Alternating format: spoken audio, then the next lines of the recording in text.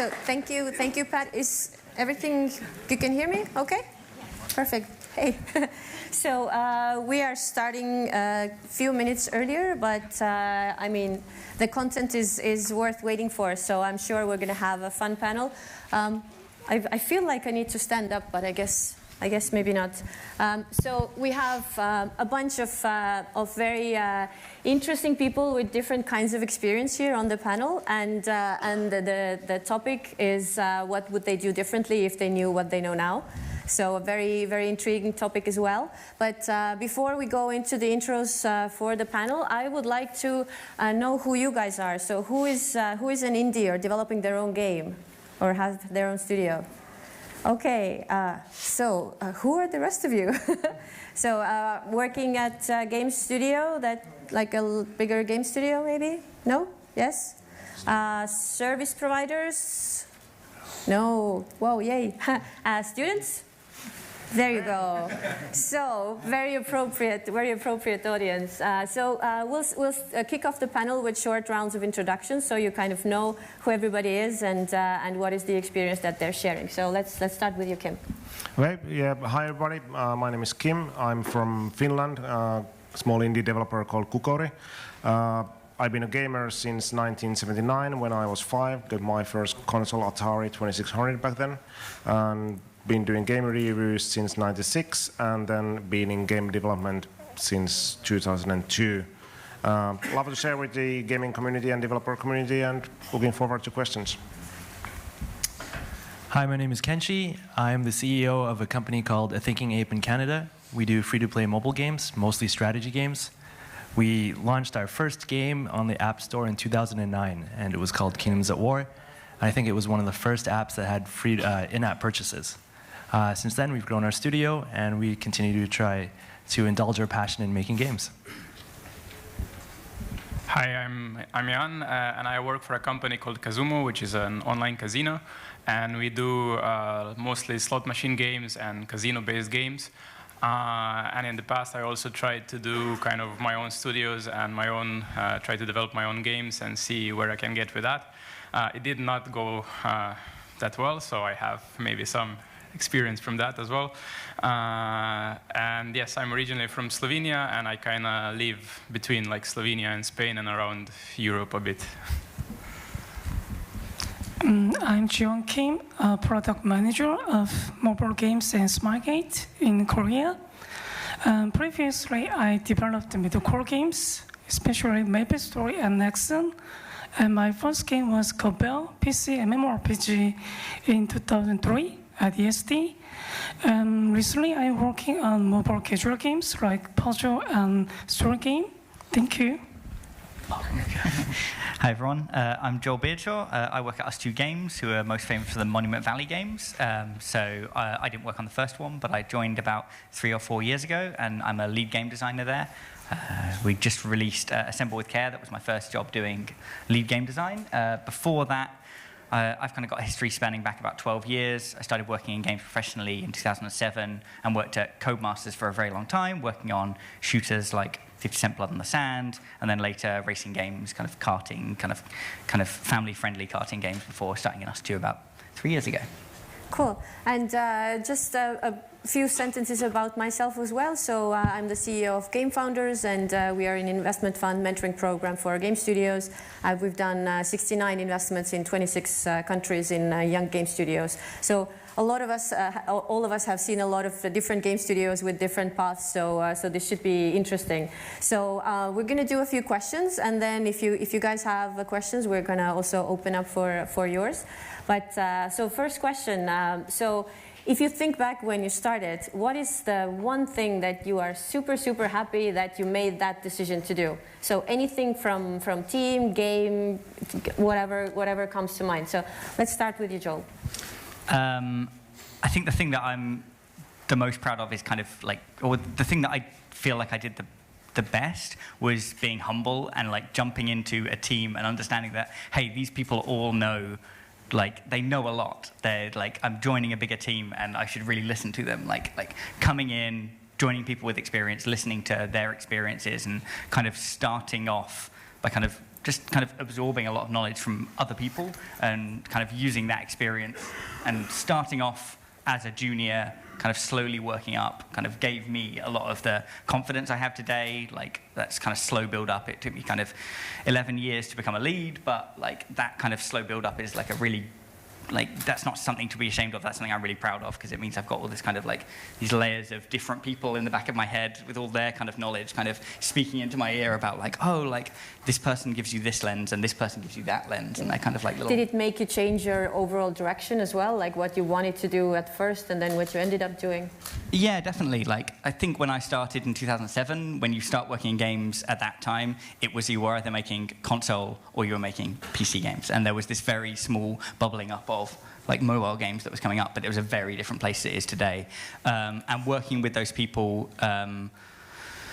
like as kind of change happened and you move from team to team, you kind of see that the history of the games industry has changed a lot over the time before I joined, and then it kind of helped me understand, like, as things change going forward, and that kind of vision of like, oh, there can be giant teams and there can be tiny teams, and they can both equally make really interesting things, even though they're kind of different types of things. Yeah, cool. I will actually jump now to Kenshi, who probably has a bit of a different opinion about starting from zero. Sure. So what is the one thing you're happy about?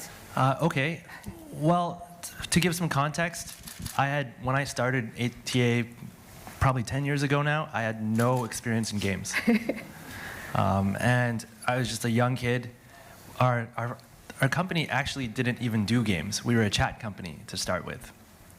And so when the iPhone came out and we became really passionate about it, we decided, let's just make a game that's really just a kick-ass chat room. And the reason that we did that is I really liked, I grew up playing text-based MUDs, and I really liked the kind of sense of community that you get playing these games and all the emergent behavior and the interesting things that the designers didn't originally intend to happen. I loved those kind of games. And so to answer your question, and it's also our mission statement now is, I really just indulged in trying to build the kind of games that I like to play myself. And for me, that was online games where we build really great communities. And that was a really great thing in hindsight, because it turns out there was a bunch of people who also liked those kinds of games. And it also gave us like a head start, back in 2009, doing live ops and treating games as a service. And because of that, to this day, our oldest game, it's still running, still generating revenue. It's 10 years old. And so, people will log in to play these games even when they run out of things to do. Cool. Jiwon? So what is the one thing that you are super happy about, that you made, that decision that you made somewhere in the beginning? Okay, I try to talk about my first game. I think one of the best decisions we made was to change the level system for characters. At the time, there were two traditional ways to share XP, I mean experience points, to those who are hunting the same monster. And the first one is that the player with the final blow gets all the XP. In this case, there might be some abusers not to spend time and effort to defeat the monster and just wait for the right timing of the final blow. And the second one is that the player with the highest amount of damage to a monster gets XP. And the problem is that if the one is left leaves a game or is dead, there will be no one who can get the XP. So most people thought both of them were unfair, but and it caused the users to quit the game. So we decided to share the XP by users' contribution. I mean, the more you make damage, the more you will gain XP.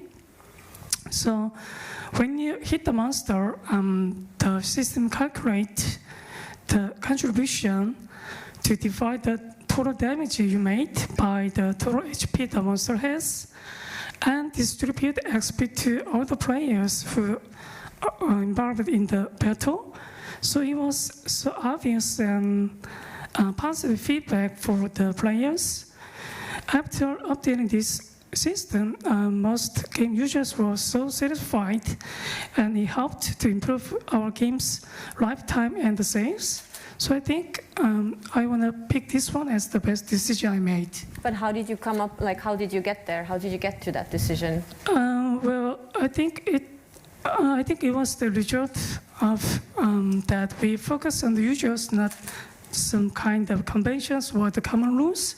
We just think about what users really want to do, or what users really think it will be fair, I think. Cool. Jan, you want to be next? Yeah, sure. I guess I would say that just don't be afraid to throw away things and experiment. And by that, I don't mean like, you release a game or something and some part of it doesn't work and you just immediately move on and you just say, okay, this doesn't work. I mean, like, try to figure out what happened, why does it not work, check some analytics, maybe try to do some experimentation, do some A/B testing. And if it still doesn't work, just don't be afraid to move to something else, because I see this, and I've seen this throughout different companies. People sometimes get very, very passionate about one specific thing, and sometimes players just don't like it. And it's very, very, very hard to give that up. But I mean, at the end of the day, you want to make an experience that a lot of people can enjoy, and ultimately that you can also sell. And if you combine those two things together, you kind of have to check the player's aspect a lot as well. And even if you're super passionate about that, you sometimes have to throw things away and experiment with something new. And I think, especially as a young company, when you usually don't have a lot of like leeway, and if you spend, I don't know, 2 years developing a product and then it does not work, it's much better to figure out that sooner, get out sooner, and figure out if you can adjust something in that product, or it needs a new aspect, or maybe you messed up with the monetization and there's a better channel, or so yeah, just get out quickly, try to experiment, and don't be afraid to change things up. But that's a very kind of like fine line, stick with it, but then Yes. let it go. So how do you kind of find the balance, or when is the scale tipping in the other direction? I think it really depends on your company and where you are and what kind of let's say if you're a big company, you usually can afford to experiment for a lot longer and you don't have to throw that many things away that quickly. But if you're a small company, you kind of know how much time you have before you have to do something else. And do something else, like either you have an investment or you have some people that are trying to move on or something like that. So it is very, very tricky. But what I've seen a lot of times, people just stay committed to things, let's say in big companies, and they're trying to do a thing years and years, and it doesn't work, and they're still convinced that it's going to work at some point, and it usually, it does not work. Yeah, true. Kim, your experience? What was the question? What is the best decision you made when you started? Yeah, I have started quite a few times, actually.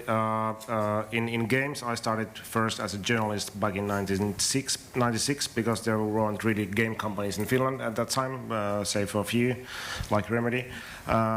But then I have found a few companies as well, but maybe the most recent thing that I'm happy that I did was that I left my previous company that I was co-founder of, because we didn't make games that I saw that we should be making, and I wanted to found my own company from ground up that I could kind of like mold into a company and workplace where I would like to work myself. Mm-hmm. And kind of like don't be afraid to kind of like don't settle. I mean, if you I guess you all love games and you want to make games and love making games. So if you're making games in an environment or a company that you are not sure of if it's for you, then don't be afraid to kind of like take a leap of faith. Find your own company or go to some other company and kind of like there's a lot of jobs, a lot of opportunities in games. So yeah, take a step when you feel that it might be there. That's actually a very good point. If I can add a kind of a comment to this as well. I've seen a lot of teams starting up, And most of those, or well, maybe not most, but let's say at least half of them, at least at one point, one founder wants to leave or something changes in the structure. And actually, one of my best decisions that I have made in the companies that I've founded in the past is to figure out a system for how the founders are working with each other and what happens if one founder leaves. So if you guys, make these decisions beforehand and everybody agrees upon them when you're still friends, then you don't need to come back to this decision when somebody is doing something shitty or wants to leave or similar. So for me, having a structure of relations between founders and have like even an email that, if somebody leaves, then this is how you give the shares back or whatever is something that I have seen, at least in young teams, creating so much trouble. So yeah, just a piece of commenting on yours.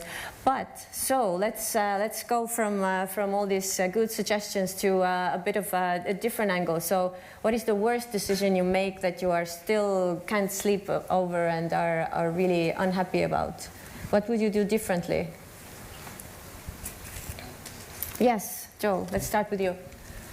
It kind of seems strange coming from an ustwo games person, but the thing I was really scared of doing when I was new in the industry was making things that were small and personal and drawing on influences that weren't just, I want to make a racing game, I want to make a shooting game. And I was always kind of not thinking outside a box that was very genre shaped. And so I wish earlier on that I'd kind of, when I was at uni, I kind of made little small experimental things, and then I kind of put that side of me kind of away and didn't really think about it as being relevant experience. Mm-hmm. And I think later on, kind of starting to realize, seeing more and more people making interesting things that weren't just for themselves, but were more personal and drew inspiration from things outside of games.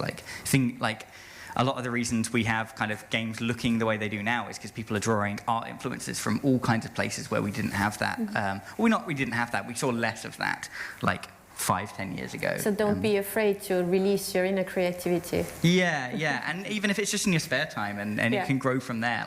Kind of that kind of idea about I think it kind of echoes a lot of things that people on this panel have talked about, not being afraid and starting from something that you really care about. Mm. Mm. Well, let's come to this end. Kim. Okay, well, maybe not a mistake per se, but one thing that I wish I knew beforehand, and which I always emphasize in panels like this, is that everything takes a lot of time, and it will take more time than you think of. I mean, finding right people for your team, getting the design done, getting the art done, doing the soft launch, all those things take more time than you imagine. And I usually say that when you calculate schedules, and if you end up into 6 months, then add 50% and then add 50% more, because it will take more time than you think of. And if you kind of for example, if your budget is kind of low, and you think, okay, we can just manage the 6 months, and then it's 9 months or 12 months, then you're in big trouble. But if you kind of figure that in beforehand, and if it still looks okay, maybe we can do it, and now we can kind of prepare for it, then that's good. But if you kind of go blindly that, we can do everything really fast, nobody gets sick, nobody has any troubles, and we find everybody when we want, then you are you don't have any kind of buffer zone, and that's what you need. So now you are making longer schedules for everything and getting positive surprises when you finish early. Yeah, I mean that's always good, and even if you do user acquisition budgets, for example, I mean we just did some budgeting, and okay, it's this much, but then we added 20% to it, and if we kind of if it's not that much, then that's a good surprise, positive surprise, but then we are prepared for it. Mm. Jiwon, what would you have done differently if you knew what you know now? What decision would you change? Okay. The one thing I want to change is the business model of my first game. Actually, we chose the monthly subscription as a BM. Actually, it was the main BM for the MMORPG at the time, but as usual, it's a little bit tricky to arrange the reasonable price for it. So a few games adapted a free-to-play model, but we thought we we were afraid of that. It was too risky for the brand new game like us. So we hesitated to change it. But as time went by, we figured out that it was market trend and what users really want to do. So in 6 months later, we realized that our sales record was much lower than expected. So eventually, we changed the BM to the free-to-play model, and the sales increased extremely, almost 5 times, I think. And it was also helpful for the user acquisition too. So, can I ask what year was that? What year was that? When was it? It was 2004. Okay. Yes. Yeah. A pioneer in the free-to-play market. Yeah, that's right. So. Okay, thank you. Kenshi, you want to be? Yeah, so the biggest mistake that we made probably cost our company revenue close to $100 million. Oh, wow. And that mistake was, we had launched our first mobile game, and it was in the top grossing charts, and we were just a bunch of kids along for the ride. It was like a roller coaster. And we came from like a background where, games are like hits driven and they only last like a couple years and then they go away. And we didn't realize that games could become these long-lived, 5 to 10 year plus journeys.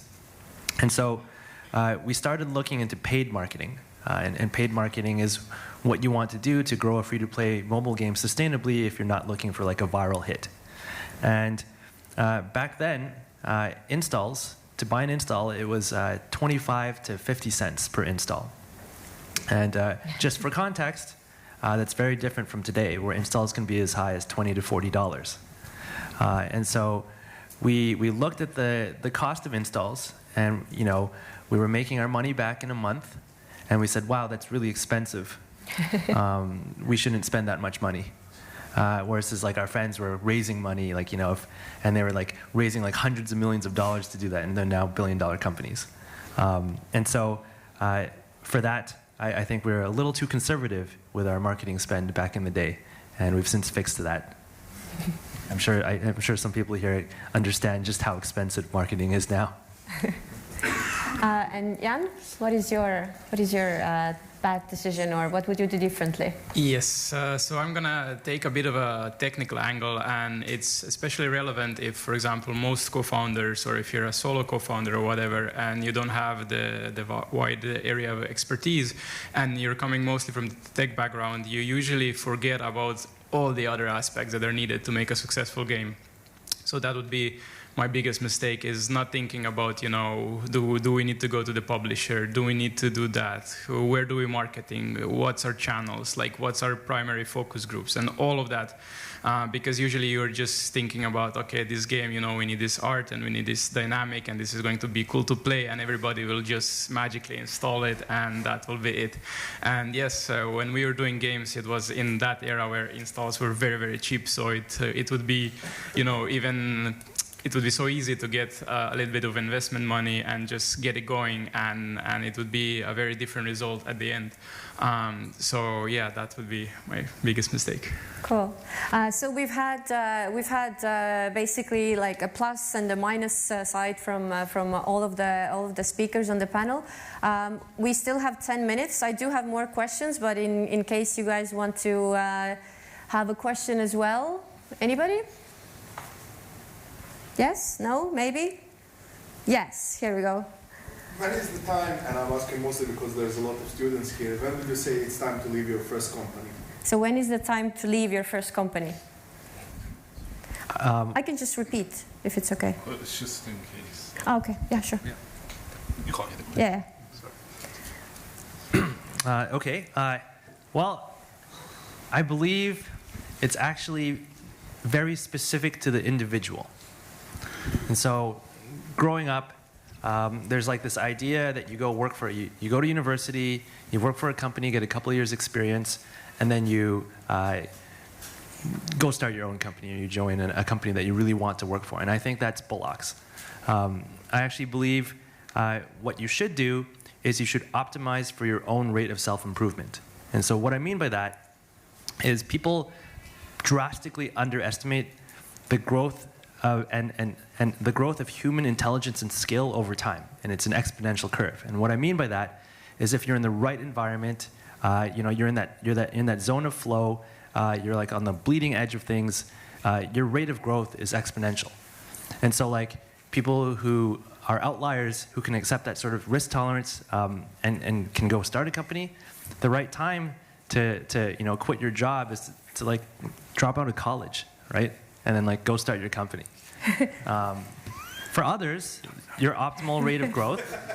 For others, your optimal rate of growth is go get that experience and then go work there. For others, at a big company, and for others still, it's like a spectrum, right? It's go work at a startup and go get like massive amounts of experience because you just have to wear many hats, right?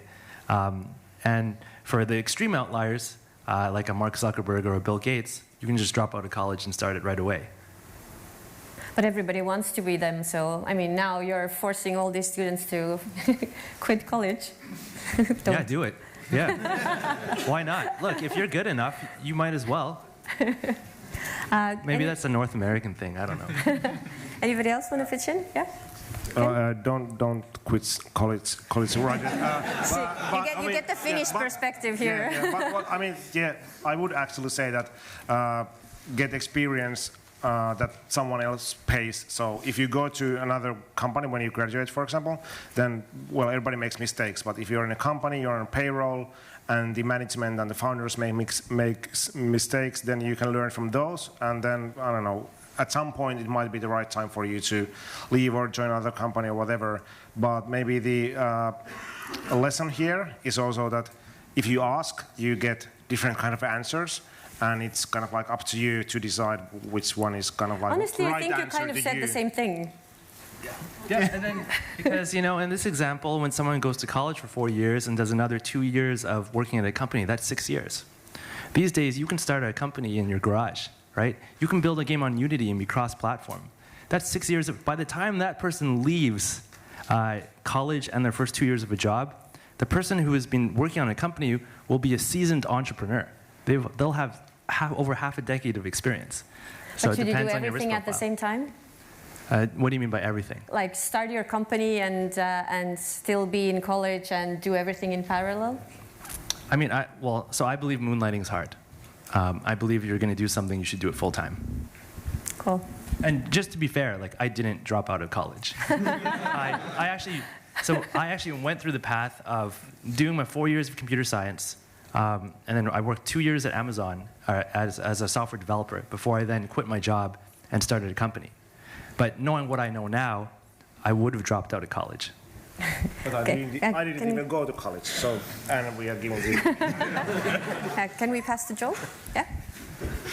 I think I know what my exponential, or whatever my growth rate is quite a lot slower than yours probably.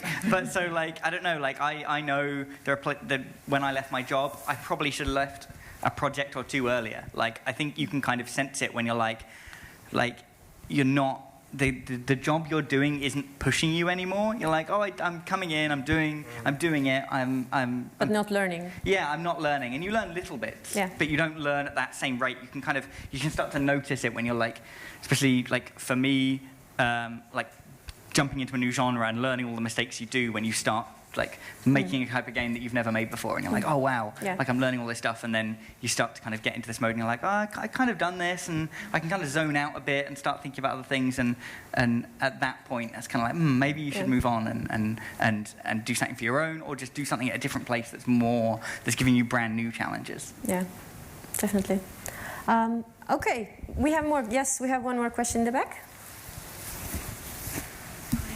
Hi, I am just starting my company in my garage. And me Did you quit college? Yeah, but in psychology, totally different. Okay, never mind then, go ahead. So yeah, and I'm making games for good to improve mental health, so that's what we're doing. So the team has not that much experience. So given what you were saying about needing experience in the team, who is the most important person or type of experience to have on your advisory board? You want to start, Joel?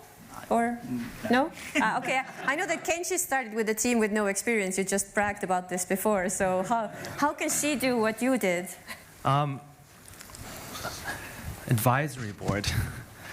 Do you think that's well, first, we never had one, but I'm sure it would be useful. I think maybe I'll answer your question in another way, actually. I think the thing that served us really well was we optimized for releasing something really quickly. And what I mean by that is it's really easy to come up with this amazing idea and concept and work on it and refine it until it's perfect. And that's a big problem because, at least in my case, I'm always wrong. Like what I want to build never ends up being what we actually build or what actually succeeds.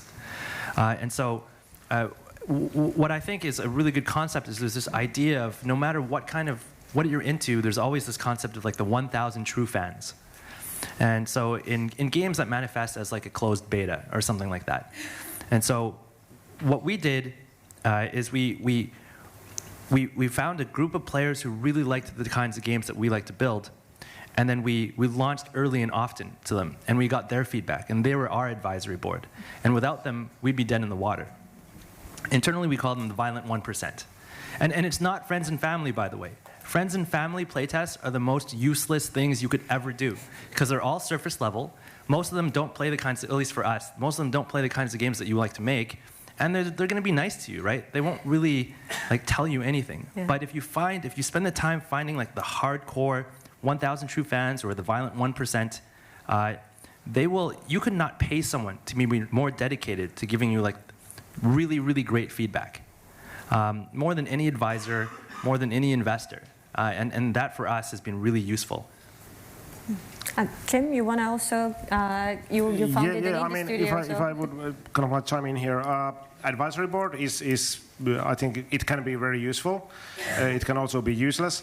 One thing is that I don't know kind of like what kind of like structure you have or deals, but if you have like people coming to your company after you have founded it, don't give away too much, be it an advisory board member or kind of like investor or whoever.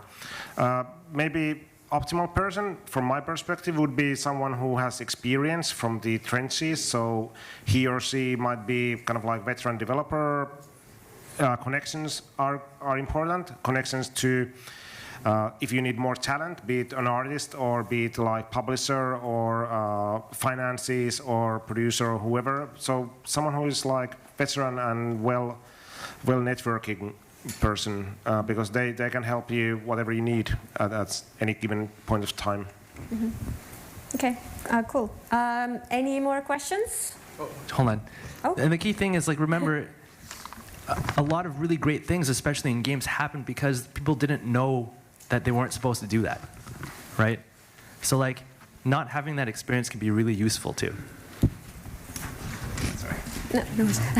So we have time. Well, we actually run out of time, but I will allow one more last question. Hi. So thinking about how hard the game development scene might be, how do you take care of your like mental health and that you don't burn out and stuff like that? Mm-hmm. Yeah, actually, that is something maybe we can all take a turn. So we'll start with Jiwon. Yep. Thank you. The question was about the mental care? About mental health, yes. So how do you keep yourself sane with all this speed of the industry, and if there is anything specific that you or your team do?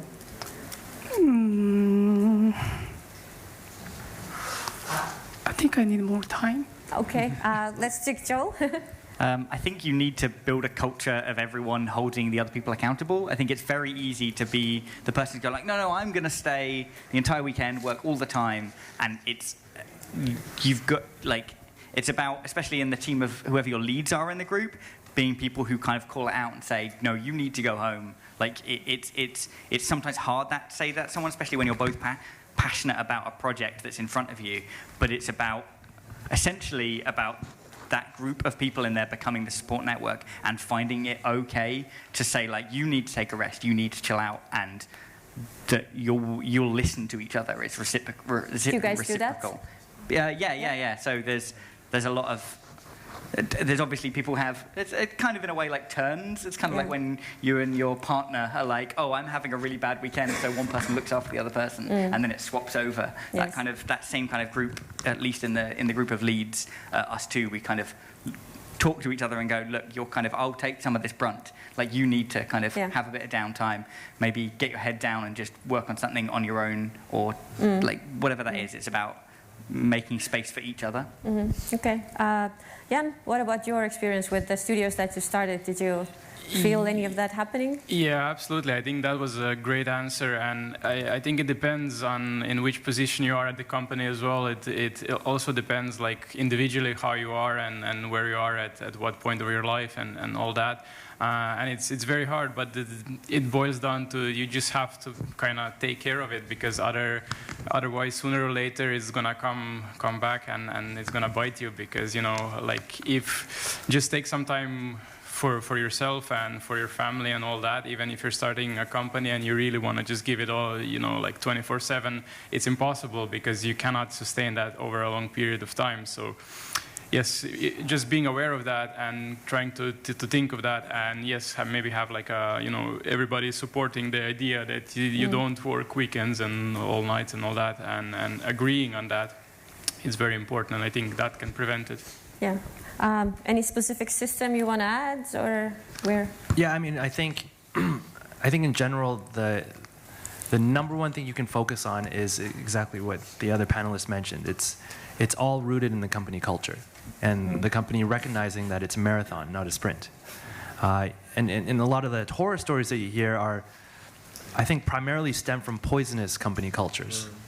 And that's a whole nother topic where we could spend a whole bunch of time. But if you're looking at yourself in terms of individual self-care, it's relatively simple, right? It's get enough sleep, eat well, try to exercise. Good. But really company culture. Spend some time with your friends who don't develop games. Right. Yes. And on this note, we are going to wrap up. So let's give a big hand to the panelists, and good luck with your companies.